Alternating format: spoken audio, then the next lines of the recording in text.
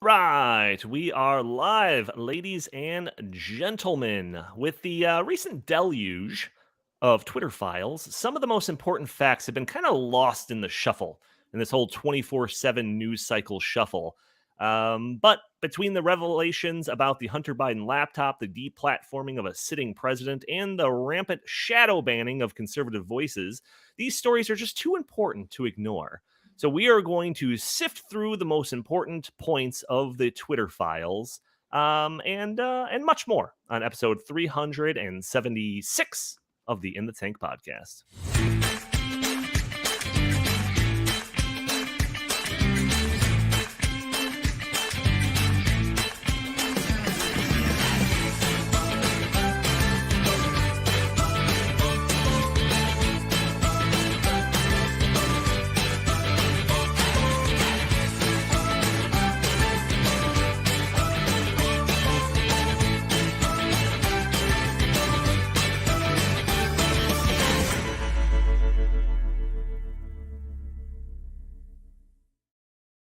Welcome to the In the Tank podcast. As always, I'm your host, Donald Kendall. And joining me today, I've got Jim Lakely, VP of the Heartland Institute. How are you doing today, good sir? I'm doing just great. Glad to be here. And it's just us three. And that's okay. We'll get Justin next time. That's right. Also joining us, we have Chris Talgo, editorial director here at the Heartland Institute. Chris, how are you doing today, good sir? Doing good. Can't believe it's just over a week before Christmas, but time flies. Yeah, I know. It is going real quick. Got to get some last minute Christmas gifts here in the next couple of days. But outside of that, I do wish everyone a very, very Merry Christmas, Happy Holidays across the board. In fact, one of our constant listeners was gracious enough to send us a Christmas card. Jim showed us that we got a card from TM Willems, sending good wishes our way. So we're very appreciative of that. A Christmas card and an ornament. Oh, yeah, it came with it. So thank you. Thank you so much. That is so very sweet. I'm going to take that. Actually, we have a tree here at the Heartland Institute, so I'm going to put that ornament on the tree right after the show. Perfect. Booyah. It's got a microphone in there. It's actually from the Department of Homeland Security. They're just trying to listen into all these closed door meetings and everything.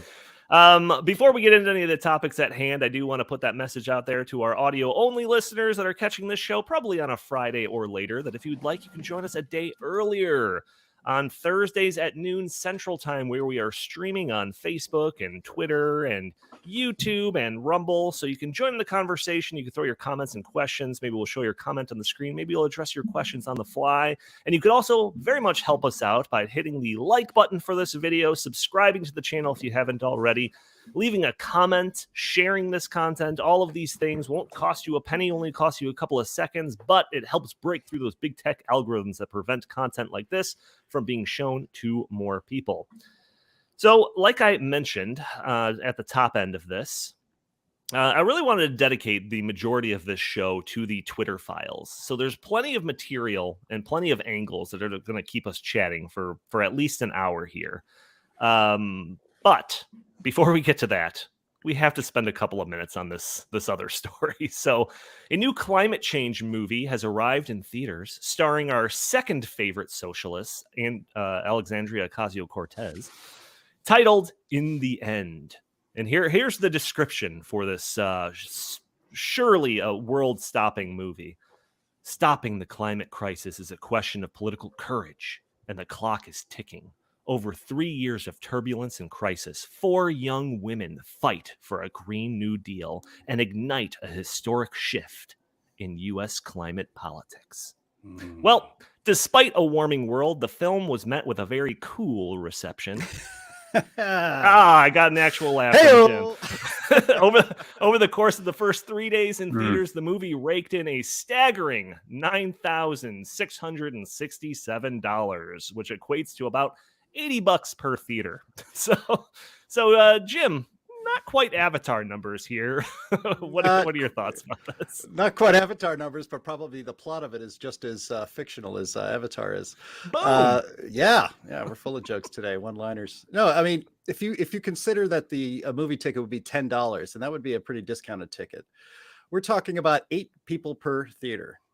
Most people have more people coming over to their Super Bowl parties than she had per And that's theater. during COVID. That's during COVID. Yeah, they probably. Yeah, that's right. There's this trend which I love, and you and I, Donnie, have talked about this in the office, of re-releasing older films and putting them back in theaters so people can experience them in the theater again, like Raiders of the Lost Ark, or I think they did it for the 20th anniversary of Fellowship of the Ring. And actually, in my local theater here in Northern Illinois, they put Elf back in the theater, which most people have seen. A lot of people see. It's very popular, new, an instant classic of the 2000s as far as Christmas films go.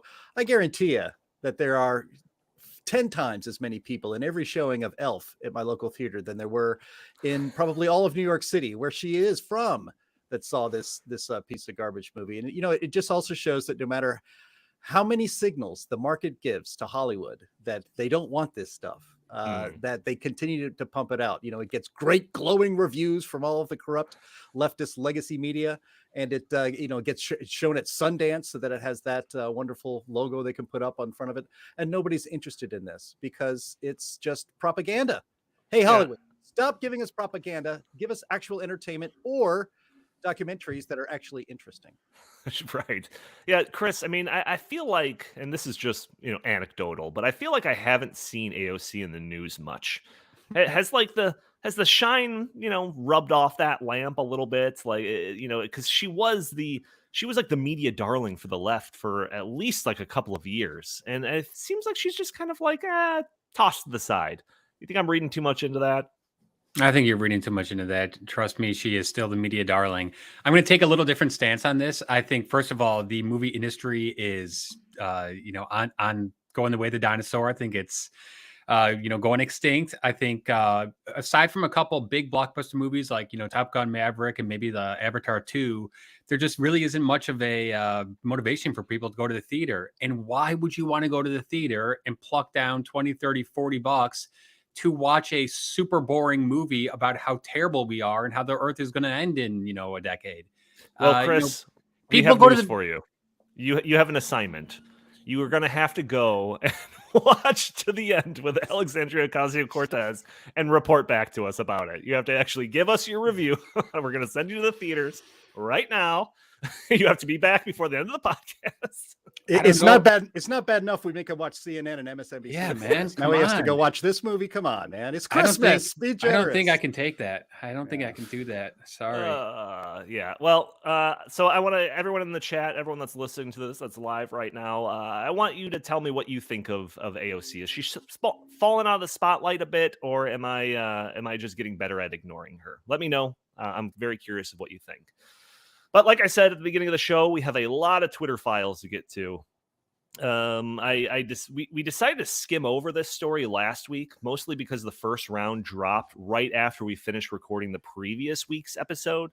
So because of that, we didn't really want to cover like a week-old story. What else new can we add to the conversation that hasn't been said by everybody in those past 7 days?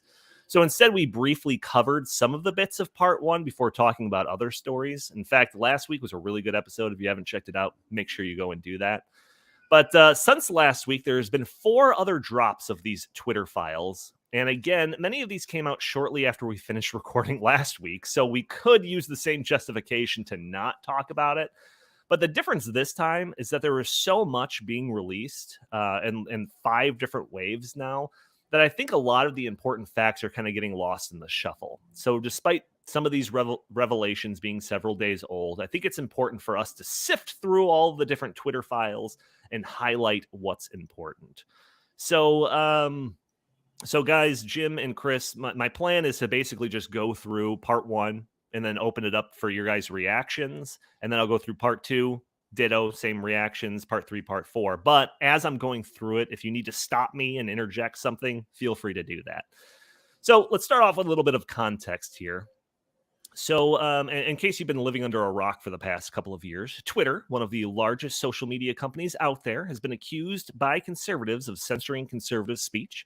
These accusations have ranged from shadow banning or limiting the exposure of a tweet or person to suppressing topics from trending, or even banning conservative speakers because of flimsy terms of service violations.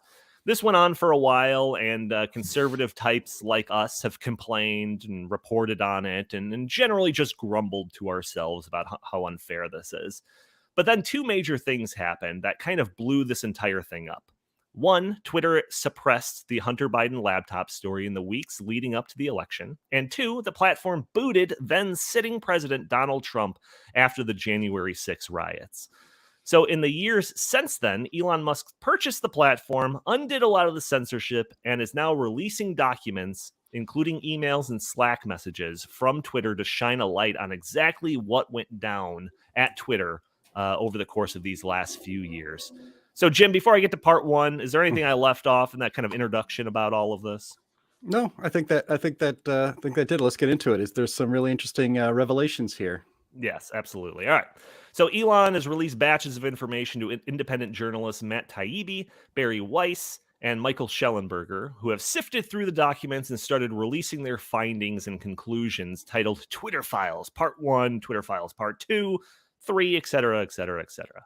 So the first part, and this one came out like nearly 2 weeks ago, but we're still going to go through it. We covered some of it last week, but I want this podcast to kind of stand as like the place to go if you want all the facts about all of these Twitter files so far. So we're going to go through part one again. So this batch of releases has to do with the general censorship of the Hunter Biden laptop story. Taibbi starts off this part saying, in an early conception, Twitter more than lived up to its mission statement, giving people the power to create and share ideas and information instantly without barriers. As time progressed, however, the company was slowly forced to add those barriers. Some of the first tools for controlling speech were designed to combat the likes of spam and financial fraudsters. Slowly over time, Twitter staff and executives began to find more and more uses for these tools. Outsiders began petitioning the company to manipulate speech as well. First a little, then more often, then constantly. So then he starts showing these emails revealing the seemingly standard practice at Twitter where the Biden campaign or other, potential, officials would send a list of unflattering tweets. Then this list would be forwarded to someone to remove those tweets, and then that person would respond simply, handled these. So it seems like this was just a standard practice. Biden doesn't like this. Can we take it off? Sure, why not? We got your back. So let's get to the Hunter Biden laptop story. So it says Twitter took extraordinary steps to suppress the story, removing links and posting warnings that it may be unsafe. They even blocked its transmission via direct message, a tool thru reserved for extreme cases like child pornography. So yes, Twitter would go all out to make sure to stop that term that I just mentioned. I don't want to repeat it. And they use those types of tools to stop a New York Post article talking about Hunter Biden's laptop. And actually, Twitter did a very terrible job stopping the exploitation of children on their platform until Elon Musk took it over. And then it became something that was a focus. So just saying that as an aside. No, good point. Good point. So not only was this story spiked, the New York Post story, but people sharing this story had their accounts locked in some cases, including the then White House press secretary, Kayleigh McEnany. I don't know how to pronounce her name. Yep.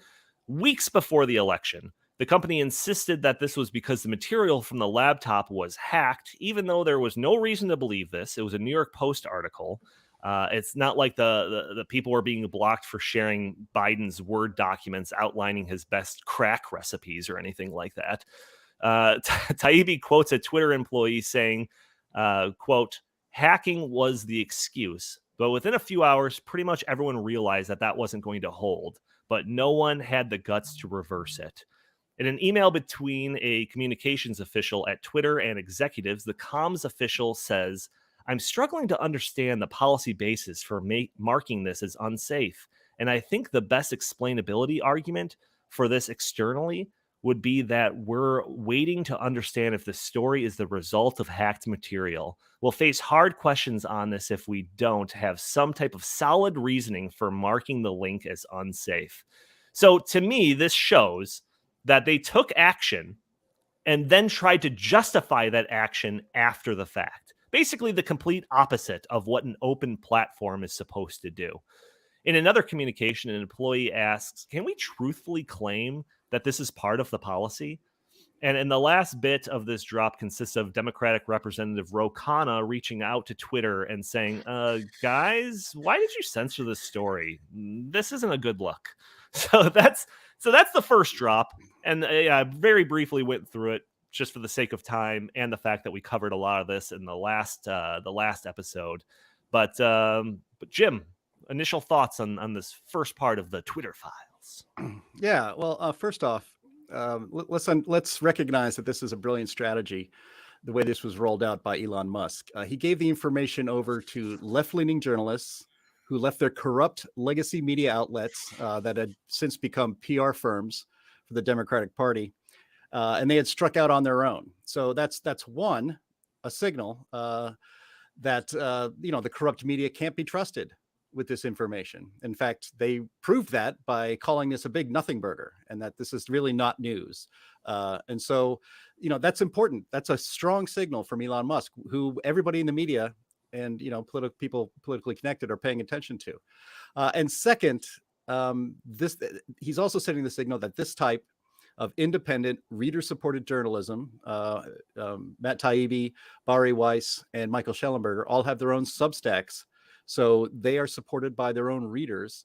And Musk is sending a very good, I think, and a strong signal that is where real journalism is done. Because if he handed this over, if he just released it himself on Twitter through his own Twitter thread, people would say that he's being selective in his release of this information. No, he gave all the information over to these three journalists with the only condition that when they dig into this and find the news of it on their own independently, the only condition was that they put it on Twitter first through a Twitter thread like we've been showing on the screen, and then they could put it on their Substack and write more about it there. So I think that's wonderful. And no wonder, the mainstream or the corporate corrupt legacy media is so nervous and so against Elon Musk. And in fact, we just saw the good news yesterday that the Washington Post has lost 500,000 subscribers in the last year, and that some layoffs are coming in January. So this is just another little wrinkle, another ingredient in the recipe for how our media in this country have destroyed themselves through their blatant partisanship and corruption and lies. Because when they say this is a nothing burger, that's a lie. And so they would have been only willing to spin this in the way that defended these censors at Twitter. They would have said that this is, in fact, the other outlets did not follow up on the great reporting by the New York Post on Hunter Biden's laptop, which was not just, dirty pictures of him and hookers and drugs, although that was on there. It was also, that's the salacious stuff. But it was obviously not hacked. That information was irrelevant. What was relevant was that it contained gobs of evidence of corruption in the Biden family business, which is trading on the influence of Joe Biden at the time, the vice president of the United States, to enrich the family. Joe Biden has been a politician since he was 29 years old. And he is now one of the richest men, or when he left, he's one of the richest men in Washington, D.C. His family has made untold tens of millions of dollars as a family on the business of trading off of Joe Biden. That's what was important about this story. And Twitter and the rest of our corrupt legacy media either suppressed it or didn't want to report on it. And that's how, I'm going to say it, that's how you kind of rig an election. Yeah, no, I mean it's crazy, and I'm glad that you kind of covered some of the stuff that was inside that Hunter Biden laptop story, because I think that's kind of almost ignored in this. This idea that like, oh, it's just conservatives who are just angry they can't post naked pictures of Hunter Biden as some type of revenge porn type of thing, and it's just like that's not what it was at all. Like the thing that conservatives like grabbed onto right away was some of those emails that suggested like, oh yeah, make sure we kick 10% up to the big guy. Who does it mean by big guy? Could that be his dad? I don't know. We got to look into this because this could be a sign of massive corruption in the Biden administration or potential Biden administration at this point. And it was just like Twitter's like, nope. Can't talk about it. Can't even share it in direct messages, all within weeks of the election. So like, it's an absolutely crazy story. And this just kind of gives insight into that they made that choice. They made the choice to get rid of it and then had to figure out how to justify it in the aftermath. So, Chris, when you're looking through all of this, when I'm reading all of this off, like, isn't this just complete vindication of all the things that we've been claiming since this story happened? I think it's a vindication of the deep state, because remember, this was Hunter Biden's laptop was known to the FBI in December of 2019. They still have Hunter Biden's laptop to this day, yet they have not pressed any charges about against Hunter in the past couple of years. And the FBI, we know for a fact, went to Twitter, went to Facebook, and other social media platforms just before the election and said, "Hey, just so you know, there's going to be this this disinformation dump. It's probably Russian disinformation. It's probably going to be about Hunter Biden." So the FBI and some of the intelligence agencies went to Twitter, went to Facebook, and basically you could say strong arm them, or, threaten them, or whatever, wink, wink, nod, nod, just kind of, play ball with us. And then when the big guy comes in the White House, you'll be on good terms. So, there's a lot of angles to this. I mean, I obviously think that Twitter, was terrible in how they rolled this out and how they censored. I disagree with Matt Taibbi, who said they manipulated speech. No, they censored speech. But I also think that this has larger origins, and it also just goes to show that the deep state is alive and well, and the deep state can do what they want. They can get away with it, and there's nothing we can do about it. Remember, this happened under the Trump administration too. Yeah, and the other thing that like needs to be pointed out is that there has been polls. I didn't pull this up for my show notes or anything like that, but I've seen it. We've talked about it in other episodes. There is polls that show that a decent chunk of people may have changed their vote based on if this story was like a real story, if they knew about this story. So the idea that this happened and that this was censored in the weeks before the election could have completely changed the outcome of the election. Forget any ballot harvesting accusations, forget about coolers full of votes, anything like that. Forget about all of that. This singular story and this singular action by Twitter could have changed the outcome of the election. I would even based on political. Go ahead. I would be more strong. I think that it obviously did change the election. I don't think that it's a could. I don't think it's a potential here. I think it did. I think that's a fair statement to make. And yes. Yeah, it's an absolute, to me, like this part, well, there's some crazy stuff coming up in some of the other parts, but this one was like one of the biggest pieces of this whole Twitter files thing. Jim, any last words on this set before I jump into part two? Yeah, just quickly. I mean, they called this hacked materials. It seemed through the correspondence. And what's great about this piece of journalism, these pieces of real journalism, is that Elon Musk handed over the Slack threads, and that's basically instant messaging within the company, to these reporters as well. And you see them discussing through the Slack and trying to justify to themselves what they know is wrong.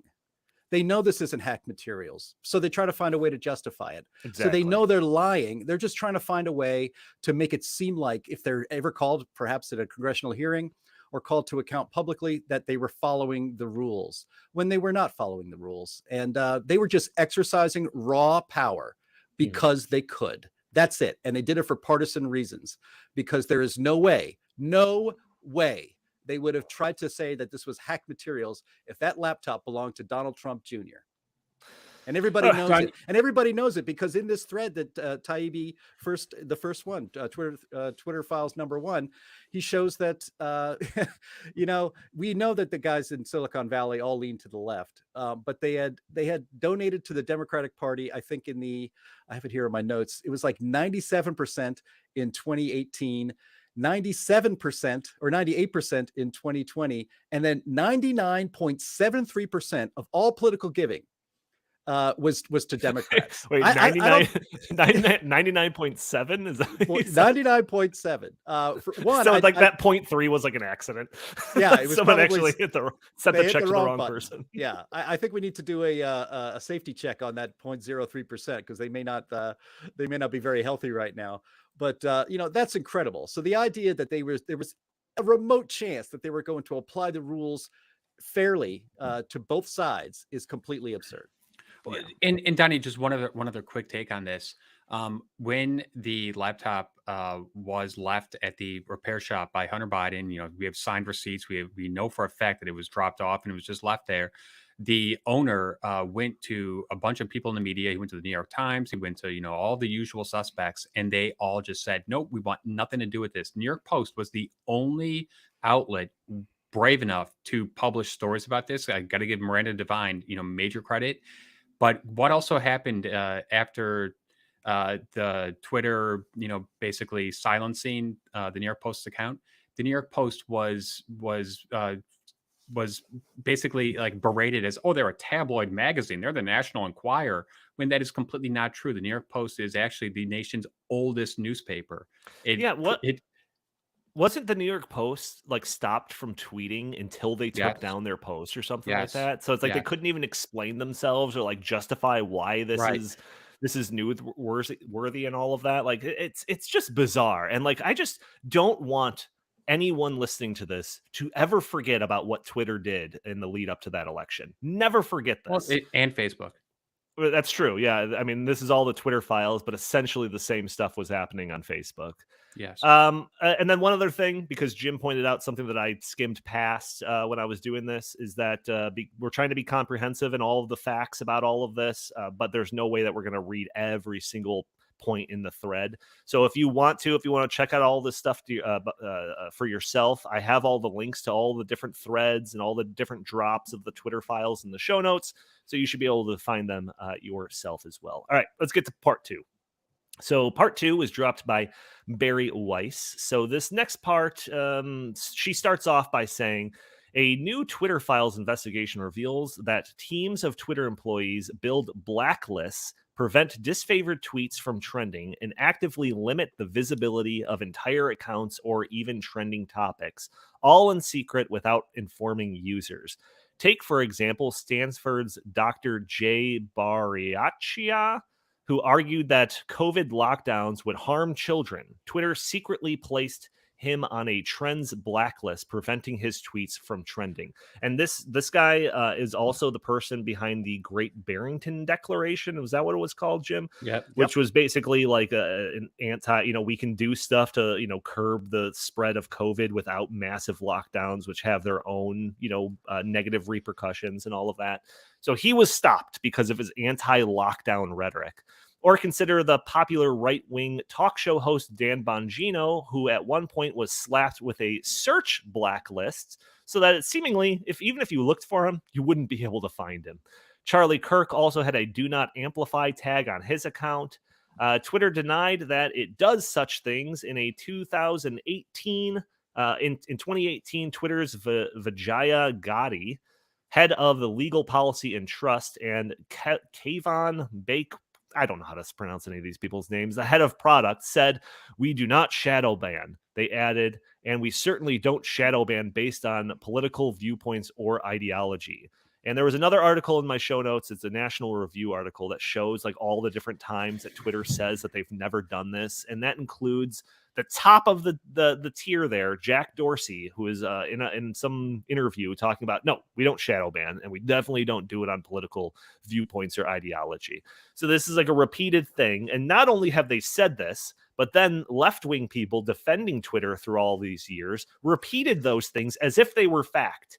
And again, in that National Review article, you could find a bunch of examples of CNN hosts challenging conservative people that are making these accusations, saying, no, they don't do that. You're just making this up.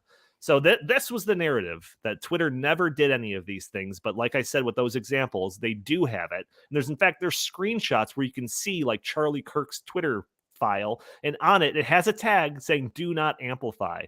And let me point out, because this is also important, that "do not amplify" was not attributed to a specific tweet. It was to his profile. So he could have put, "I think dogs are better than cats," or something like that. And that tweet wouldn't be able to be amplified or whatever. The algorithm wouldn't be able to push it to more people. His entire account had that tag on it. Weiss explains that Weiss explains with the use of statement from Twitter employees that the company does shadow ban. They just call it visibility filtering. Yeah. So it's not shadow banning. It's just visibility filtering. It used visibility filtering to block searches of individual users, to limit the scope of particular tweets' discoverability, to block select users' posts from ever appearing on the trending page, and from inclusion in hashtag searches. That sounds a lot like shadow banning to me. That's like saying I'm not beating you in the face with a baseball bat. I'm hitting you in the face with a club. Right. You know, your face doesn't know the difference because it's exactly the same. Yeah, Amber Heard. I didn't punch you. I just hit you. I just hit you. Right. Something like that. Barry Weiss says, quotes here, we control visibility quite a bit. This is a Twitter engineer that's being quoted. We control visibility quite a bit, and we control the amplification of your content quite a bit. And normal people do not know how much we do it. So, I mean, it was known inside the company that they do this, even though at the highest levels of Twitter, going on these interviews, CNNs and whatnot, and claiming the exact opposite. She then shows how popular Twitter account Libs of TikTok was targeted by Twitter and how they essentially made up reasons to ban the account, even though the account didn't violate any of the abuse and harassment rules. And then when the creator of this account was actually doxxed and had their address published on Twitter, when reported, Twitter chose to do nothing about it and in fact left the tweet up. So so that last part just kind of shows the double standard of all of this, that like even if somebody's doxing somebody on the right, they're fine. We won't take any action against them. But God forbid Charlie Kirk says something conservative. We got to crack down on that. So that's essentially wave 2. Jim, I'll start off with you. Yeah, and again, let's remember why this is important. You know, they say what Twitter has, 33 million members or something like that, or active users, and so that's a very small percentage of the population. Maybe it's only 3 million active users, or maybe it's even less than that. But why Twitter matters is because it was designed, sold as, and supposedly, or people wanted to use it as a public square, especially for political and political speech, to talk about what they think. As the original goal was to, quote, give everyone the power to create and share ideas and information instantly and without barriers. I mean, that's upholding the American ideal.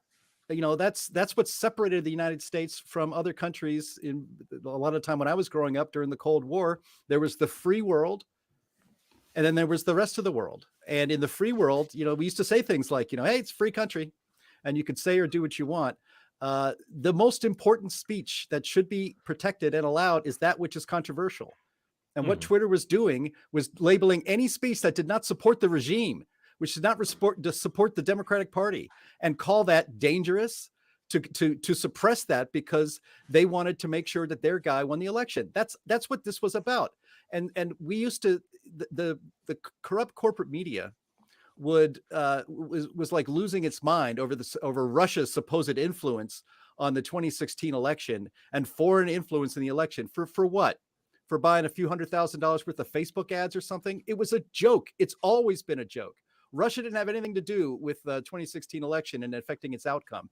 Twitter is interfering and did interfere in the 2020 election. And we are seeing in these materials just how much they did, and the decision-making process, if you want to call it that, it's mostly just emoting on how they went about influencing the election as best they could, because they had the power to do it. And it's not just that public, individuals, ordinary people like you and me are using Twitter to communicate and to speak and to express ourselves. It's that Twitter, like it or not, is basically the assignment desk for the national media in this country. And you might notice that even though this is about the only thing on Twitter that is trending and that is important and that is well read, that is not being picked up by the mainstream media, which is, there has not been a single story to my knowledge in the Washington Post, the New York Times, on any of the networks, not on CNN, only on Fox News, by independent creators on YouTube like the Heartland Institute and this podcast. Those are the only people talking about this because it would hurt them. And for the people on Twitter, what really amazed me reading through this, and I do encourage all of our listeners to read through it, especially the Slack threads that they exchanged. They think they're the good guys. They have no concept that they're the baddies. And if you are censoring people, newsflash, you're not the good guy. If you are suppressing the speech of your fellow Americans because you don't like what they're saying, You're the bad guy. You're the villain. You're not the good guy. But these people think they saved democracy.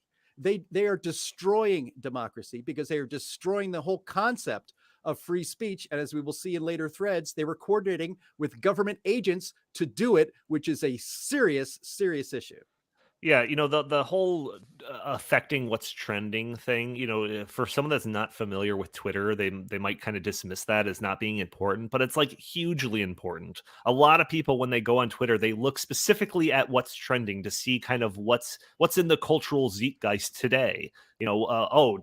Trump was wrong. Let's see what's on what he was wrong about. You click on that, and now because of all this visibility filtering, if there is some hashtag Trump was wrong, I'm just using it as a random example.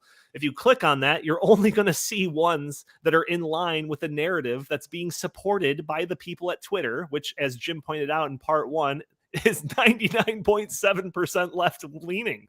So the amount of power that this type of manipulation has on just kind of like what are the talking points out there for the general public is massive and can't be understated. Chris, thoughts on part two? I think Jim, nailed most of this, but one of the things that I took from the second dump was that they are covering up the cover up.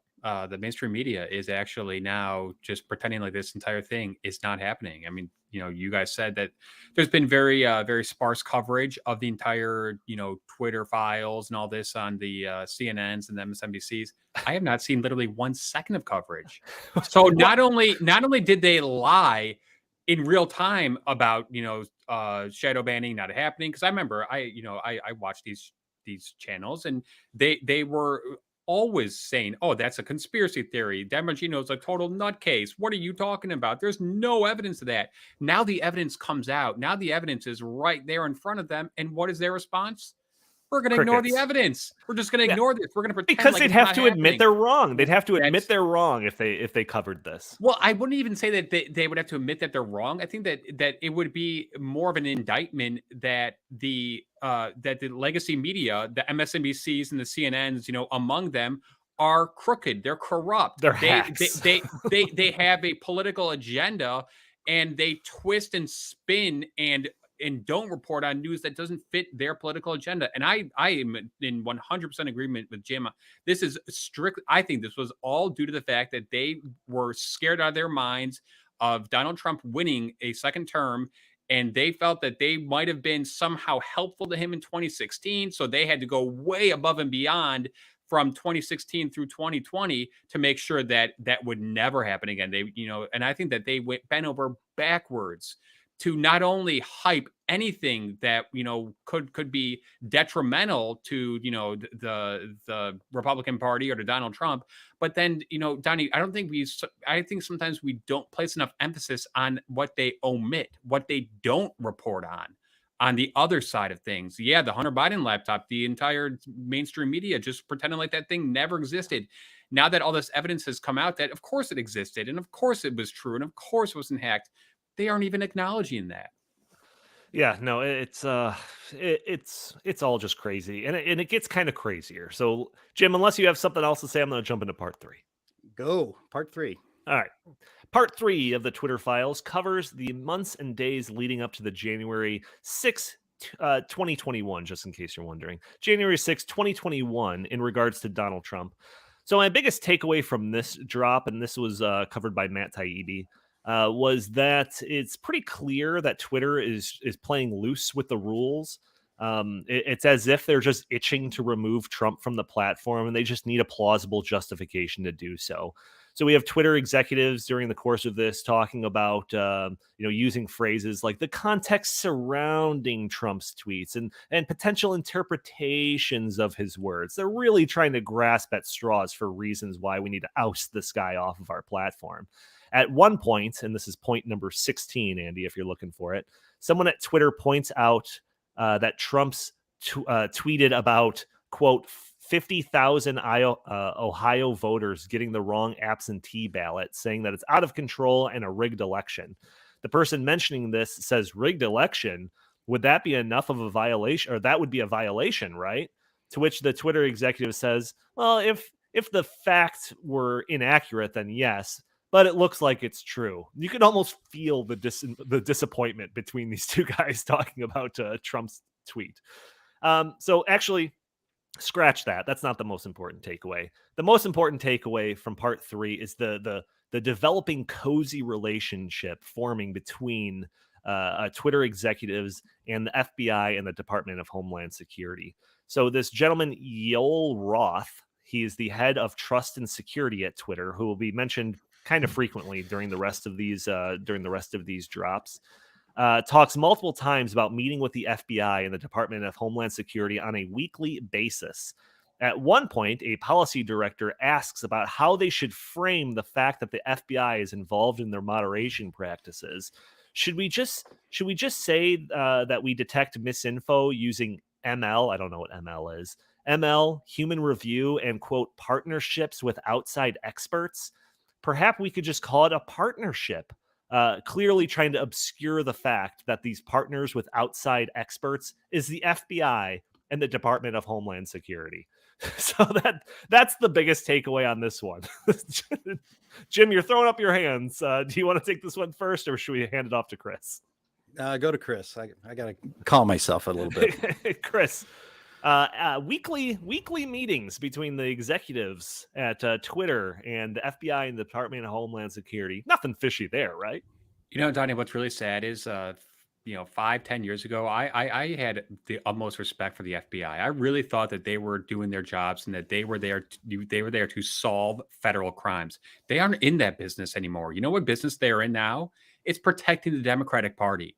And that is a fact. And this is a indisputable point of evidence that shows that their number one priority is protecting the Democratic Party, not protecting the American people. The FBI is completely corrupt. I thought finally when Chris Wray was, sworn in as the head that he was going to clean house. No, it's actually gotten worse under Christopher Wray. We've seen all the people that they've gone after who have been a part of this, whether it's Rudy Giuliani, whether it's Steve Bannon, on and on and on, but they are not going after anyone on the other side. So it's just the FBI, the Department of Homeland Security, the intelligence agencies in general, because never forget that 51 former intelligence agency heads, from Michael Clapper to General Hayden to on and on, they came out and said the Hunter Biden laptop is Russian disinformation, and Joe Biden used that in the last debate against Donald Trump, and the moderator at the time just accepted that as that's true. So the FBI, the fact that they are going out of their way to help Twitter ban and censor is extremely scary. The FBI has been corrupt to the core, and it needs to be cleaned house. We the intelligence agencies, same thing. Yeah, no, it's I don't know. It's when the FBI is getting involved. If it's just like these people at Twitter and they're in their echo chamber, I'm gonna steal Jim's joke that he told me the other day. But if they're in an echo chamber inside an echo chamber inside an echo chamber, and it's like if they just think they're doing the right things and taking down tweets that they think are some violation of whatever policy, it's like that's one thing. But when you have the FBI meeting with them on a weekly basis to weigh in on these decisions, that gets to like a scarier level of corruption. Well, Donnie, but not only weighing in on decisions, they were the instigators of this. They went to these places saying, oh, we are expecting this. So it's not as if they were like innocent bystanders. It's not as if Twitter or Facebook, I know we're focusing mostly on Twitter right now, but it's not as if Twitter went to them saying, hey, what do you think about this? It was actually the opposite. The FBI went to Twitter, out of their own volition saying, right. Saying we're expecting this stuff to come, and once again, it's like I think that Twitter was caught somewhat between a rock and a hard place by the FBI saying you better play ball, because if you don't play ball, well, then there might be consequences later down the road. I'm not excusing Twitter whatsoever. The executives at Twitter were corrupt to the core as well. However, I do think that the fact that the FBI went to them and began all of this is something that we should Sure. really focus on. Yeah, and the most solid piece of evidence for what you're saying is the Mark Zuckerberg on Joe Rogan talking about how the FBI came to them and warned them before the Hunter Biden laptop story was coming that, yeah, you're probably going to see some misinformation coming your way You pretty know, soon. yeah, last thing, and I know Jim's probably chomping at the bit here. He's got a lot to say, but given the fact that our nation is under a crime epidemic, you would think that the FBI would be more concerned with solving some of these problems. What are they more concerned about? Monitoring election disinformation? Like, come on, give me a break. Do Go your ahead, job. Jim. Go ahead, Jim. Monitoring so-called election disinformation, and also We still have two other parts after this. Yeah, I know. And also, and I'll try to be quick. And also labeling parents who show up at school board meetings as domestic terrorists. That's another big priority for the FBI. So yeah, I mean, we've had commenters here on our YouTube channel saying that the FBI is utterly corrupt, and Chris had also said that, and it's true. But you're meeting your Twitter executives, and you're meeting weekly with the FBI, the Department of Homeland Security, and the Department of National Intelligence on election security. Let's also be clear about something. Nothing that was said on Twitter by anybody threatens the security of an American election. Nothing. Right. To say so is to create a fantasy and a pretext to suppress the speech of Americans who are supposed to be free to say what they like. And when you are coordinating with government agencies to suppress the speech of somebody else, that is a legal violation of your First Amendment rights. And there may be some lawsuits or maybe some criminal activities, not out of this Department of Justice, another corrupt agency, but that's a violation of your civil rights as an American. And to do it right before an election it makes the crime even worse. But let's just also kind of unpack what's going on here. So Twitter is coordinating with the government to, I guess I'll call it again, rig the election with agencies of the government that undermine Trump before his presidency even began. If you remember, there was a meeting it's been reported, there was a meeting in the Oval Office between Obama, Biden, and some other people about how they needed to make sure that government agencies were investigating Trump for his supposed coordination with Russia. All of it a freaking fantasy. But these agencies, they were undermining Trump even before he came into office. They illegally spied on him and his campaign officials. They framed Michael Flynn, his incoming, I believe his position was going to be National Security Advisor. They framed him. The FBI framed him to charge him with crimes that he didn't commit to get him out. These agencies tried to destroy the presidency of Donald Trump every minute of every day.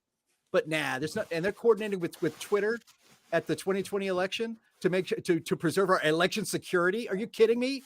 So yes, there are a lot of people who may think, this really is all a nothing burger. We already know that Twitter was even though you denied it 6 months ago, we already know Twitter was shadow banning conservatives. We already know that Silicon Valley is all left wing.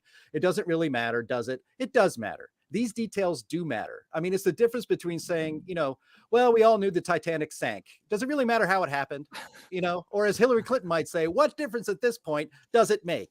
These details all right, Jim stole one of my difference. jokes. I stole one of his, so we're all square. Yours was better, but that's why these details are important, because it shows the depth of the corruption and the violation of our rights as Americans to speak freely.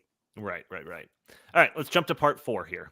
Part 4 revolves around the actual removal of Donald Trump in the days surrounding the January 6, 2021 riots. Schellenberger shows how 1, Twitter created justifications to ban Trump. 2, that they seek to change of policy for Trump alone, distinct from any other political leaders. And 3, the express of concern for free speech or democratic implications of the ban. They weren't there. So after the riots, a bunch of people were demanding that Trump be removed. This included Michelle Obama, the Anti-Defamation League, just to name a few. Like I mentioned before, Twitter at the highest levels is just looking for any excuse to get rid of him. That Royal Roth, I'm just going to call him Roth. Roth, that I mentioned before, believes that Trump is an actual Nazi. And again, this is the head of Twitter safety and inclusion or something stupid. So there's a tweet from this Roth that's pointed out from 2017 referring to, quote, actual Nazis in the White House. So the guy that's making these decisions at the head, or at least contributing to these decisions at the head of Twitter, thinks that Donald Trump is an actual Nazi. So that kind of shows you how biased, this person making some of these decisions are. Roth is seen multiple times reassuring people that they're working on it, and it meaning banning Trump.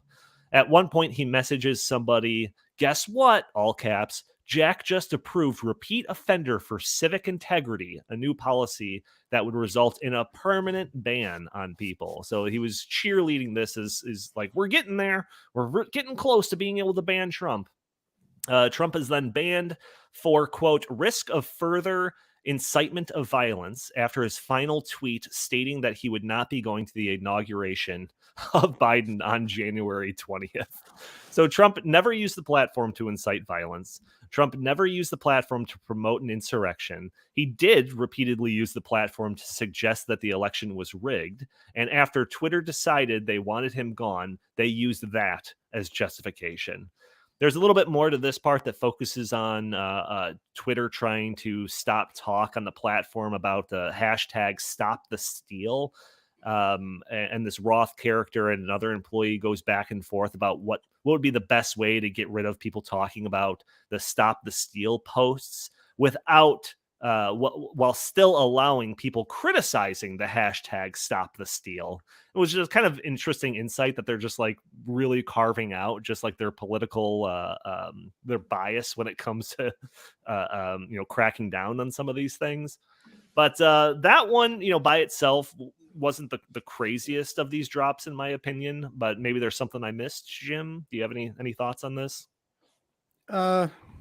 No, I mean Yoel Roth. He was the head Yoel. of Yoel. Yeah, just like Joel, just say Yoel instead. Yoel Roth. Yeah, I know you're terrible with names. And I'm very bad. Yeah, you butchered Jay Bhattacharya. Bhattacharya's name too. So all right, Jime, relax.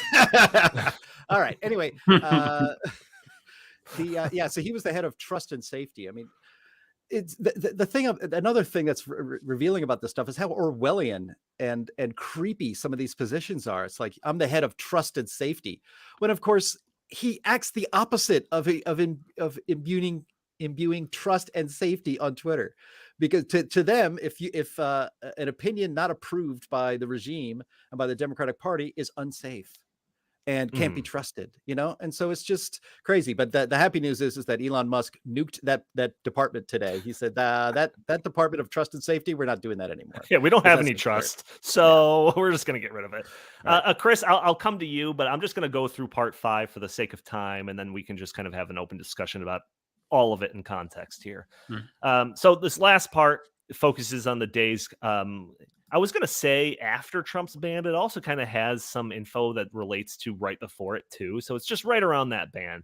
In a convo between 2 Twitter employees, one employee justifies the ban. There's some juicy stuff in this one.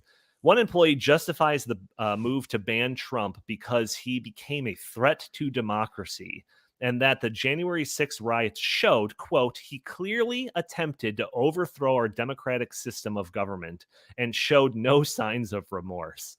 The drop also discussed an open letter signed by 300 Twitter employees to Jack Dorsey demanding Trump be banned from Twitter. Twitter staff concluded that Trump had not violated Twitter's policies. There's one quote here saying, I think we'd have a hard time saying that this is incitement, wrote one staffer. They go through Trump's tweets one by one saying, nope, this doesn't violate anything. Nope, this one doesn't violate anything. In fact, there are communications about the I'm not going to the inauguration tweet saying it's no clear violation. It's just him saying he's not going to the inauguration. Like there's nothing here to ban him for. But despite all of this, as we said in part 4, it was used as justification to ban him anyways. So then Barry Weiss goes through and points out how Twitter deals with other world leaders who tweet direct incitements of violence. So there's a handful of examples. One is from Iran's Ayatollah Khamenei, who tweets, quote, Israel is a malignant, cancerous tumor and that it has to be removed and eradicated. It is possible and it will happen. The tweet wasn't deleted and the Ayatollah was still allowed to stay on Twitter. A former Malaysian prime minister tweeted, Muslims have a right to be angry and to kill millions of French people for the massacres of the past. That tweet was deleted, but the former PM was allowed to stay on Twitter. there's similar occurrences. I won't go through all of them with the president of Nigeria, the prime minister of Ethiopia, the prime minister of India, all directly calling for violence, all allowed to stay on the platform. After seeing the tweets after seeing that the tweets by Trump didn't violate Twitter's terms of service, the uppermost people at Twitter started to look into the idea that perhaps it's, quote, coded incitement to further violence. Despite perhaps it's a glorification of violence. Maybe when Trump referred to the 75 million great American patriots who voted for me, he was actually referring to the couple of hundred rioters on January 6th. I'm not even joking. Like, these are the communications that I'm reading through for all of this. This thinking escalates out of control, with one communication saying, quote, they, referring to the higher ups of Twitter, understand our assessment of the individual tweet, but they now view him as a leader of a terrorist group. They're talking about Trump here. Leader of a terrorist group responsible for violence and deaths comparable to the Christchurch shooter or Hitler. And on that basis, and on the totality of his tweets, he should be deplatformed. They will continue to push that argument with leadership, and they will see where it falls. So that's the mindset of these people that are making these decisions. Comparable to the Christchurch shooter and Hitler.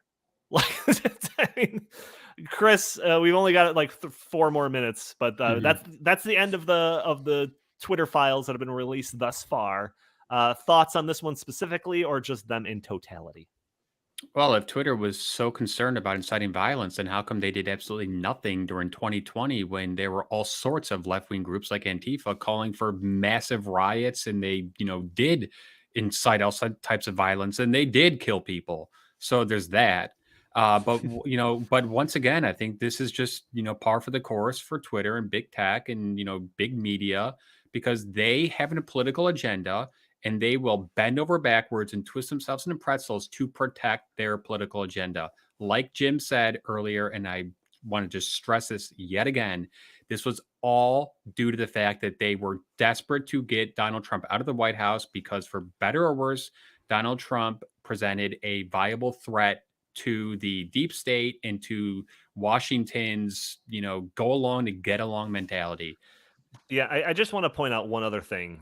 This is something that we talk about all the time when we're talking about Twitter or Facebook or anything, but it has to be said, especially in an episode where we're dedicating completely to the malfeasance of Twitter, is that if it was an open platform, and because it's an open platform, they get all those Section 230 protections. Like, they should not be allowed to operate like this. If you want to get rid of that and act as a publisher and choose what type of messaging allows on your published thing of Twitter, you can do that. You're absolutely allowed to do that. But guess what? You lose those Section 230 protections. Donnie, just real quick before I'll let Jim have the last word here.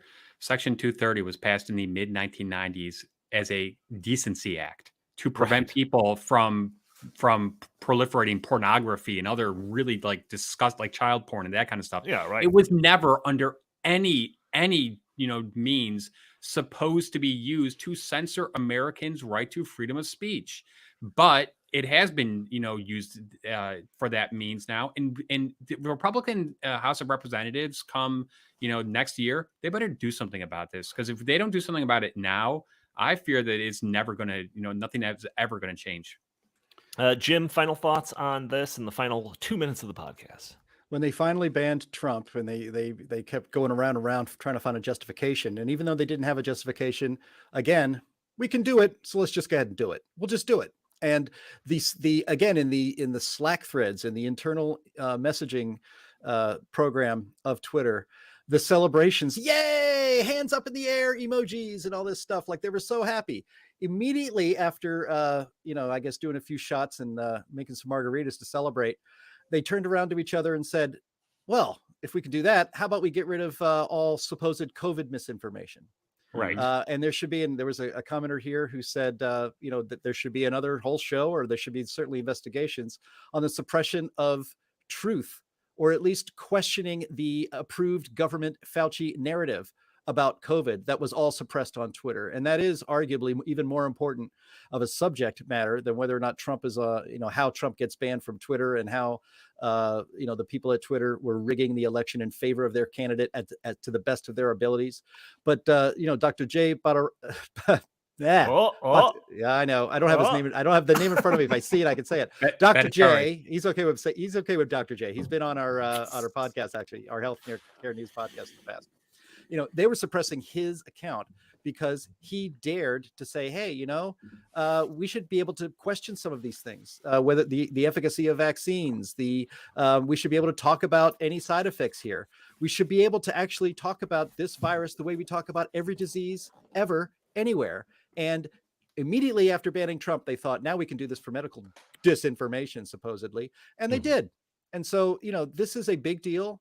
I hope we could get into it more on the COVID angle as far as suppressing free speech, because that happened and more of that's going to be coming out, I think, probably at the behest of Elon Musk in this very same way. Yeah, and it'll probably come out like 5 minutes after we end this podcast. And one last thing, and this applies to us as the Heartland Institute. They also do the same thing with climate change. Oh, sure. Yep. Yeah. Yep. No doubt. If this was a little bit dense, I apologize. We tried to get, again, like 5 of these Twitter files drops all in this 1 hour podcast. So it was a little dense, but I think we did it pretty successfully. So I'm going to give ourselves a pat on the back for that one. But I want to thank everyone for joining us for this episode of In the Tank podcast. Join us every week for a new episode. If you like the show, please leave a review for us. Subscribe if you haven't already. If you're watching on YouTube, make sure to hit that like button, that share button. Leave a comment underneath the video. Subscribe if you haven't already. All things that won't cost you a penny, only cost you a couple of seconds, but will help break through those big tech algorithms that prevent content like this from being shown to more people. If you'd like, you can follow us on Twitter at InTheTankPod. If you have any comments or questions or suggestions for the show, feel free to email us at inthetankpodcast@gmail.com. Jim Lakely, where can the fine people find you? At J Lakely on Twitter, at Heartland Inst on Twitter, and always visit heartland.org. Chris Talgo, what do you have to pitch today? Well, I hope everybody goes to stoppingsocialism.com, because we got a bunch of news stories up there, and the socialists are definitely on the march. That's right. All right. Thank you all for tuning in. We will talk to you next week.